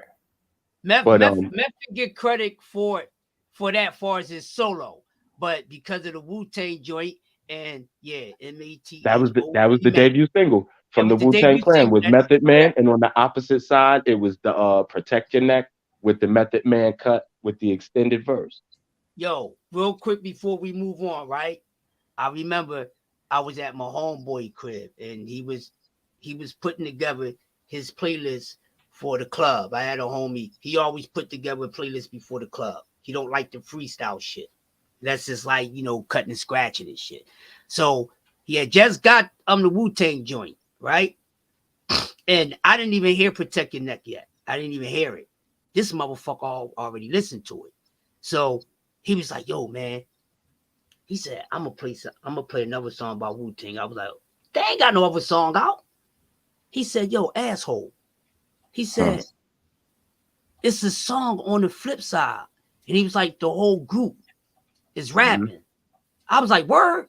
He said, yeah, I'm gonna throw this. They gonna go fucking wild. And he was like, I don't think they heard it on the radio show just yet. I was like, I bet. So I was like, matter of fact, I don't want you to play it for me right now. I'll wait till you get to the party and play that shit. So get to the party. It's like an hour and a half into the shit. So somebody had just came up and said, yo, can you play that Method song? That's what people used to call it. Can you play that Method song? Can you play that Method song by that group, the Wu-Tang? And, you know, some motherfuckers still thought they was Asian at the time. You see what I'm saying? You know, man said, no, I ain't playing it. Come on, man, you got to play that. He's like, no, I got something else. He said, I got something else by. He said, listen, I'm going to play this other song by this group. I don't know if y'all heard it yet. Niggas. He put that motherfucker on. He played the song 3 times back to back before he could continue the rest of his playlist because these motherfuckers is like running back. That song is so legendary. Dog. And even with the debut singles, we could talk about how much of an impact they had because it's relevant to the debut single. You see what I'm saying? Because a lot of debut singles was success. That fucking song, when they hit us with that right behind Method, we didn't expect to hear that right behind that. You see what I'm saying? And they start putting that in rotation. Wow, that shit was still hot.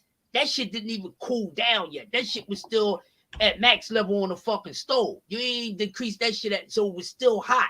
So, you know, I love the show. So if y'all haven't heard season 3 is out, go watch that shit. It's amazing. So when they played that shit, because the thing was, get a single out that's going to attract everybody to the group. So I'm saying, and not even knowing that the song that they put together for the flip side was going to even be even a little more bigger impact than the Memphis shit. So, bro, motherfuckers is going nuts off that shit. Wu-Tang, they can be in discussion for singles because they all came out. You know, they had the single deals also. And we'll get to that because that purple tape, goddamn, that single was the shit. Liquid Sword. Yeah, there we go. Let me see who we got next. Just give us one out of the 10 that we mentioned. Who else you mentioned? And I grew up, man. X was one of my guys. Here we go. He was one of the ones you gotta mention. Yeah, man. And that he had his impact was crazy. That first album was that was a front to back to front. That's when you ain't have to skip nothing. That's when you just put it in and let it go. X was one of them guys, man. His single was hot too. Shit, man. That album was hot. The strange thing about that, a lot of people don't really count that album because that second motherfucker, boy. Whew. And the first album was banging, but when he came, it's dark and hell was hot. Where a lot of people credit to to break off. That was a front to back joint right there. Yeah. Mm-hmm. And you said Mobb Deep too, man. Man, their impact was crazy. It had everybody running around reciting. Everybody thought they was a Prodigy or a Havoc, man. Mm-hmm. You saying 90s, man? Y'all, everybody knows Shook Ones had everybody going crazy in the 90s. M came out in 99 too. Eminem came out in the 90s as well. 5 in the mid. Yeah, I got one. Y'all ready? I got y'all. Foxy Brown first single. What was it? Ain't No. Was it that? No, what? I thought it was ill. Matter of fact, I got it. I think I got it right here. I think her first single on her album was the what's the name song? With the what's the name of that fucking song? It was like a collabo. What's the name of that fucking song? I don't want to go look for it. I want to try to get it off my head. What was the name of that song? Damn, it was a collab. Me too. Yeah, somebody help me out in the chat. Let me see. I don't remember. Shit, Foxy Brown. I didn't. That wasn't my shit.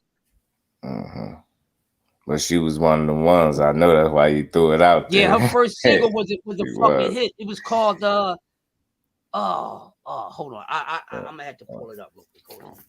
We all stuck, but damn, man, stop being greedy, man. I'm telling you, that whole album, man.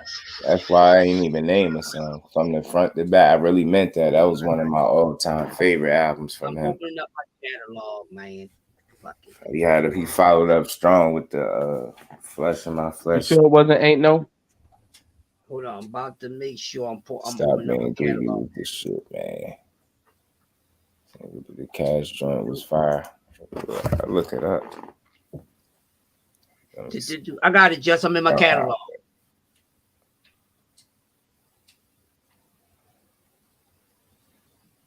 But see now her debut, she gets a piece of the credit for I Shot You. But from her debut album,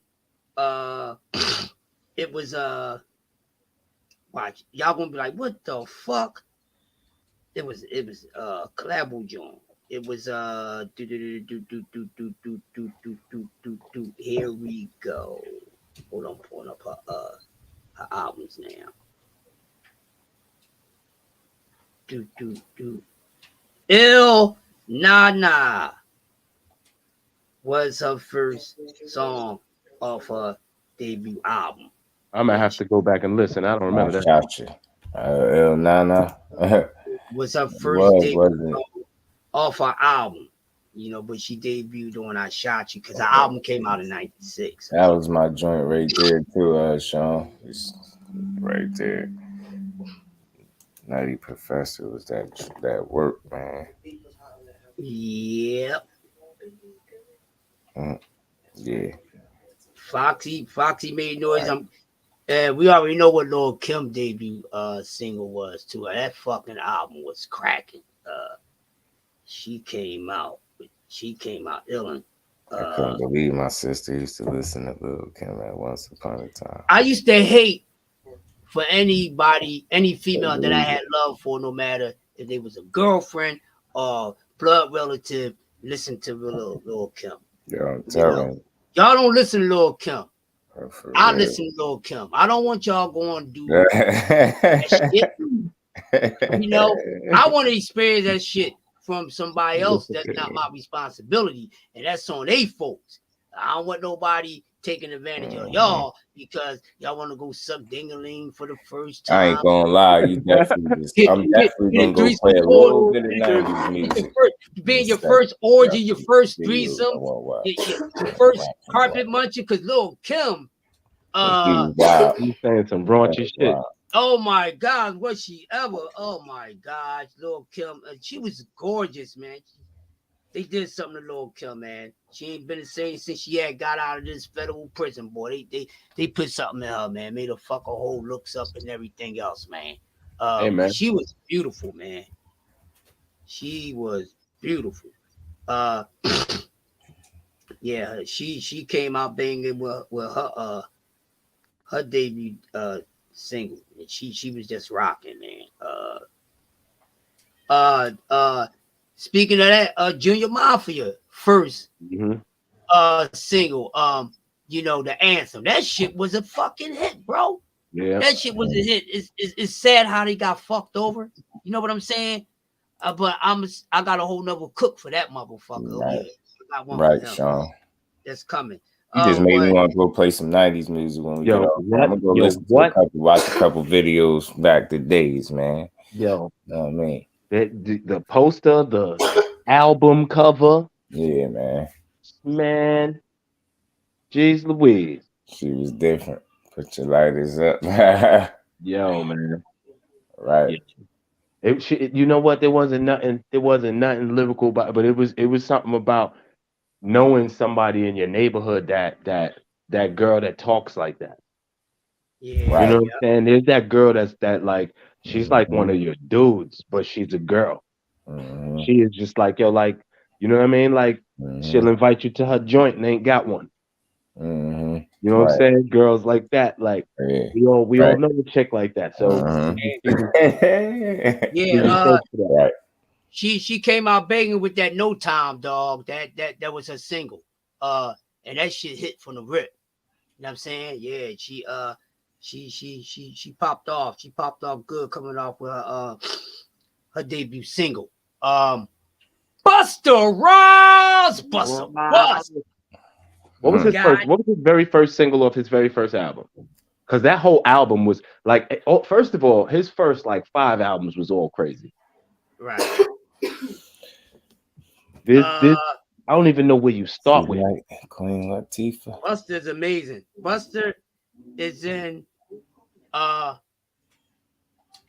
He's in my top 15. I ain't gonna tell y'all where we're gonna do something on that. MCs all time, yo. That man is ill with it. Oh my gosh, he is fucking ill. And this man is 50 years old, and he get on shit and sound like he never aged, man. Busta was before his time, yo. Busta was before his time. He's probably one of the illest Jamaican spitters I heard. You know what I mean? No slight to Biggie. You know what I'm saying? But you know, a lot of people, for the people who don't know, you know, more of a catalog. And rappers in New York, a lot of them are of Jamaican descent. You know what I'm saying? So yeah. But his catalog makes him able to be mentioned amongst the greatest of all time with it. Yes. Because I don't even Busta is so because I'm from New York. His music is so ingratiated in my head that I don't remember what his first single was. He just been around forever. It was Woo Ha. Woo Ha was his very first single. Yep. Oh, that's a solo artist. Come on, bro. What do we say about, like, come on? Yeah, that's easy, baby. When I step up into the place, you know I step correct.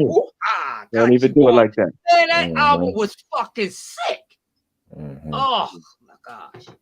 Anything could have been a single off of it, but that was his first single as a solo artist. And we gotta remember, speaking of Busta, he's a part of Leaders of the New School, who was the shit. He created Flip Mode Squad. He's also a part of Native Tongue. He's a part of one of the best 2-part motherfucking goddamn collabos in hip hop. Shit, we gonna have to do a motherfucking segment on these fucking collabos, bro. We gonna have to do one on that. That's a whole 2-hour segment, because goddamn, when we talk about those collabos, bro, it was so many. But goddamn, he was on the Scenario motherfuckers 1 and 2. Listen, man, one of the greatest collabos of all time, is for all ages. It would last forever. It is an oldie but goodie at my motherfucking age. I'm gonna start doing some shit oldie but goodies of motherfucking hip hop, because we got some songs that have been around for 30 or 40 years in hip hop. So I'm saying we gonna do oldies, goddamn. Hip hop deserves his oldies list, goddamn. We gonna give fuck that. They give it to the 60s and the 70s. Fuck that. Kiss my ass. Hip hop, I'm here for you. Man, god damn. Busta Bus also. This guy, he got so many. When disaster strikes, one of the best fucking. He's won so many video awards. Him and Missy Elliott was tearing that shit up along with the hits. the hits that the videos that they was putting together for these songs, man. Busta was off the fucking hook. Also, if you never seen Busta Rhymes in concert, damn it, you cheated yourself. This man on stage, bro, never ever lacked. Yo, the nigga spits so ill that, like, he's, you know, like, I'm a New York cat, so I still listen back to him. He's still relevant now. He still be doing songs with these Griselda cats and whatnot. Yeah, but, Bust be all over the place, man. Yeah. Yo, he spit some of the most ridiculous lyrics, like, all these shit. Just like, what? What did you just say, bro? Like, he's ill, son. He was, yo, like, the facts. His stage performance comes out on his vocals on songs.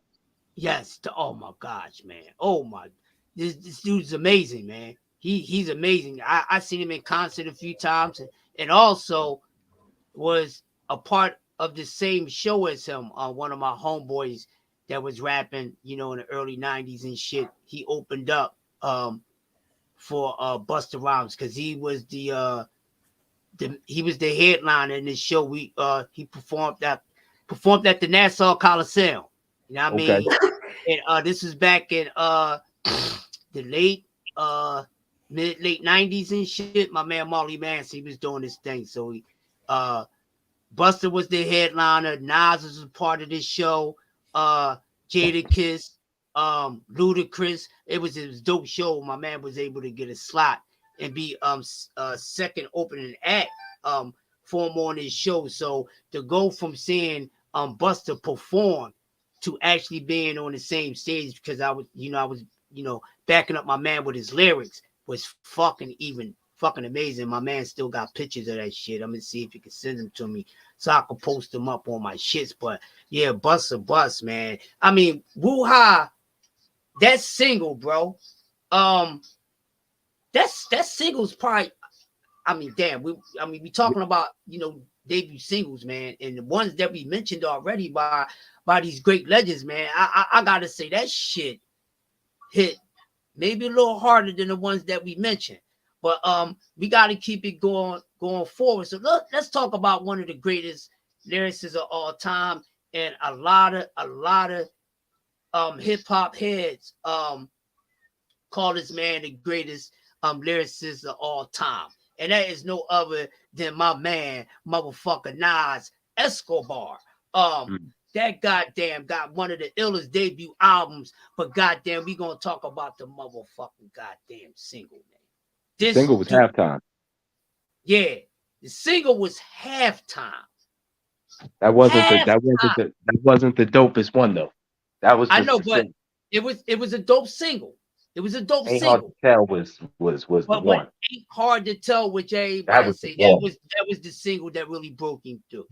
So we can do that, you know, because that is the single that is credit to his success, you know, somewhat like how Method Man, and then when he flipped, well, that shit just was equally hot when he freaked everybody with that shit. But Halftime was the teaser, and we already heard this young man on Live at the Barbecue. Shout out the main source, Large Professor and them.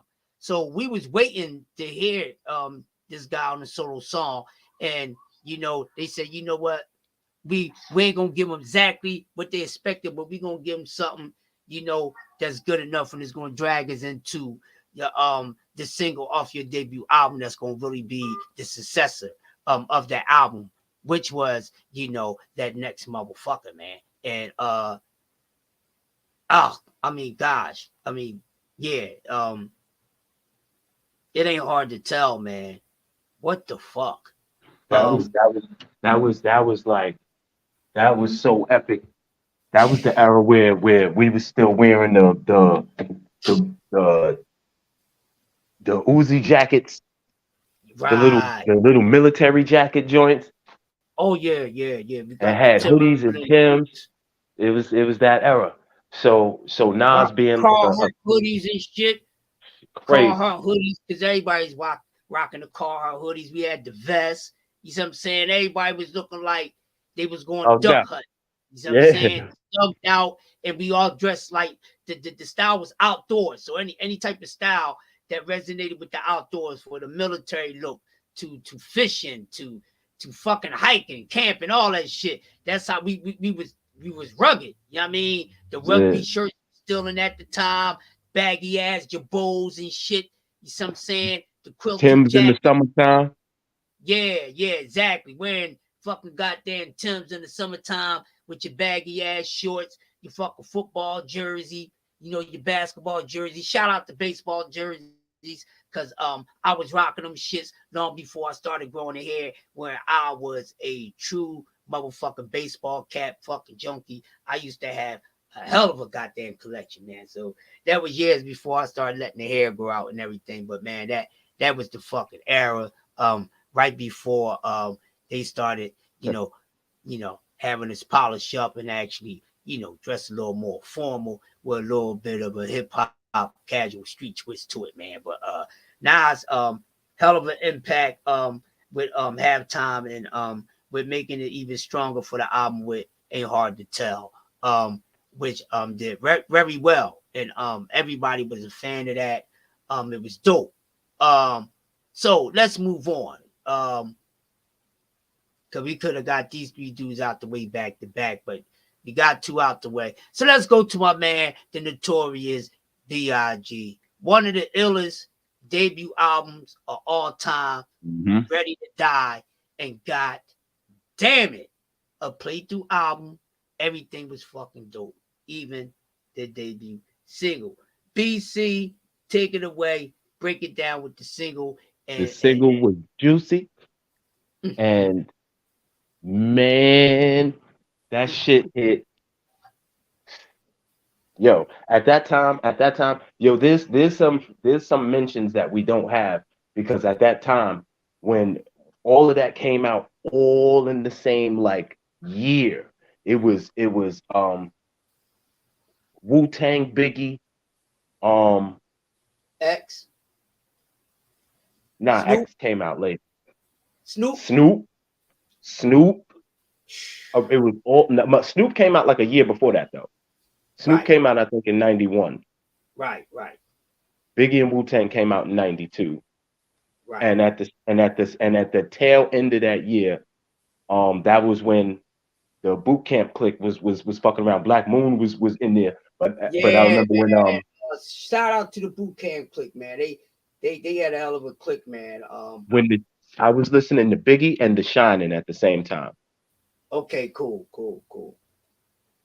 But Juicy blew it open for all of the big boys, all of the chunky dudes. Show that chunky dudes could have swag. That was an ingenious move by that guy.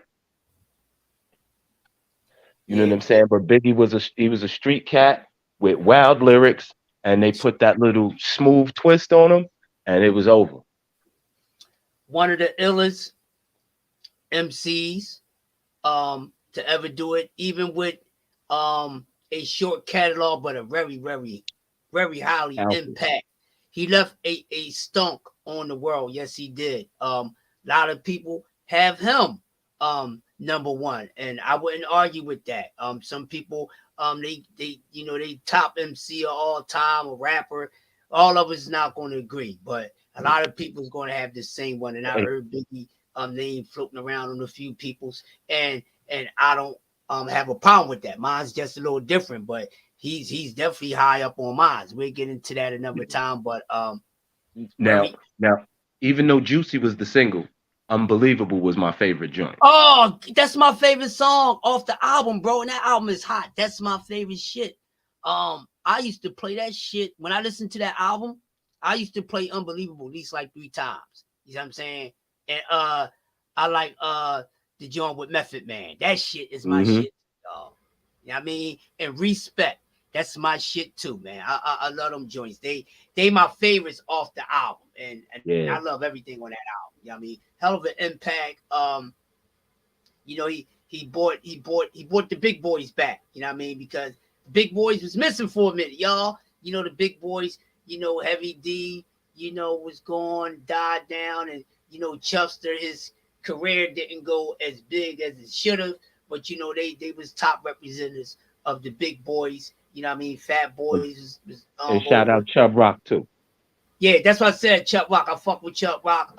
Met Chubb Rock on a few occasions, and he's a dope ass MC, bro. The man got skills, and his songs could have been a lot bigger. You see what I'm saying? They could have been more successful because they was banging. My favorite song is The Chubster. That's my shit. He goes off on there, bro. And Chubster got freestyle skills too. And he became highly beloved in Philadelphia. He was working on radio here in Philadelphia for a few years, and he was a host at a few clubs and shit. And they used to you know, booking the whole shows and things like that. So shout out to Chubb Rock. Treat Him Right was my joint. I mean, Treat Him Right was my joint. And that was like the illest video. That was the illest video because his man was cutting raw that shit.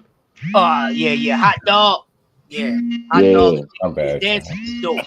Met those guys. They were pretty dope, man. Shout out to Chubb Rock. Biggie was dope. Classic. Let's go to shit. We had Biggie. Let's go to Tupac Shakur. Tupac hit hard. He came out more so on a conscious level, but nonetheless, I'm gonna go watch that, Jay. Impact. Sky's the limit. That video, that whole album, everything. Keep your head up.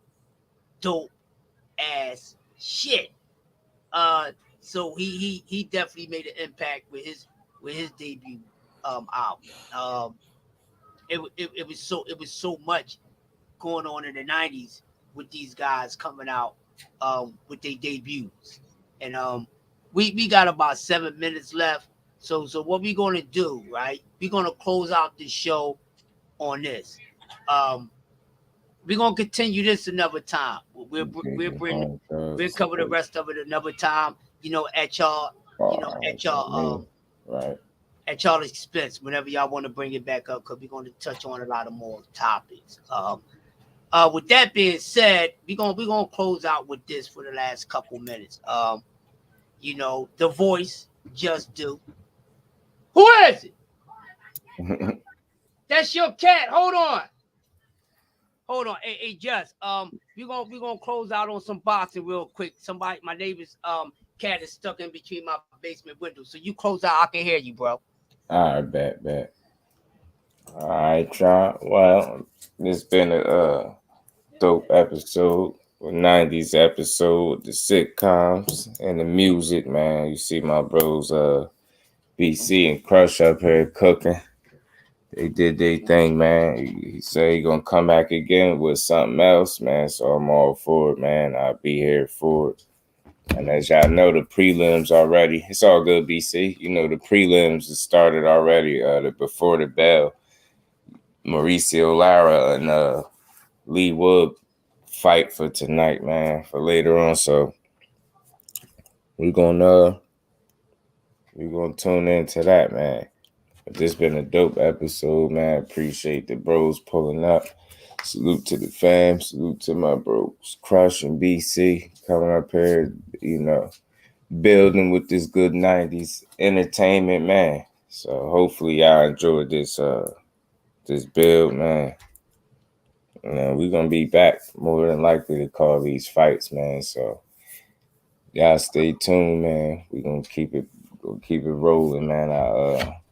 I said I'm gonna go watch these prelims and most likely be on for the main card when they come on. So yeah, right? Yeah, the prelims on right now. So all right, cool. So we closing out at a good time, man. Right. Hey, man. Hey, Broski, The Voice. Thanks for having me come through, man. And you already know, man. The Cold Crush Lounge here. I'm glad y'all enjoyed it. Y'all came through. Y'all showed up, man, on our behalf. Until they take me off suspension, Dude said, you know, I could do it here with him. I just got to see what his schedule like is on Saturday. We keep everything consistent. Heads up, I'll be doing Coffee and Donuts live on Instagram, and I'll do some pre-record so I can have some uploads on my YouTube channel, so I can keep some material going on here so people can check out fresh stuff. So I'll be doing that. With that being said, man, hey man, y'all give yourselves some damn fire for coming through. Shout out to the entire family. Shout out to brother Just Do the Voice. Shout out to my co-hosts, VC and DP Rocker, man. I hope y'all enjoyed this cook. Shout out to my man Alberto for coming through and cooking with us, man. And you know, getting caught up on some of the music and shows that he's not aware of. He might go back and check some joints out, and that's dope because everything we do up here, no matter what we speaking on, is not just entertainment, it's edutainment, because it's always informative, because we can always learn something from these topics that we all touch on as a collective with TWT. So with that being said, on behalf of the Cold Crush Lounge, DP Rocker, BC Corbett, and my brother from another Just Do the Voice, hey man, I appreciate y'all coming through. Shout out to everybody, TWT. Shout out to everybody, LDBC, and everybody that fuck with us. And we gonna see y'all on somebody's live. I think T is up right now. Just I don't know if you're gonna come back on and do a live coverage because you do a dope job on that. So I know I will see y'all on either Just. If he goes up, I see y'all on T. And we out of here, man. We really appreciate it, man. One love. You already know. Peace to the fan. Fate, peace, Sean. Fate, Jay, everybody, Crush. We up out of here, man.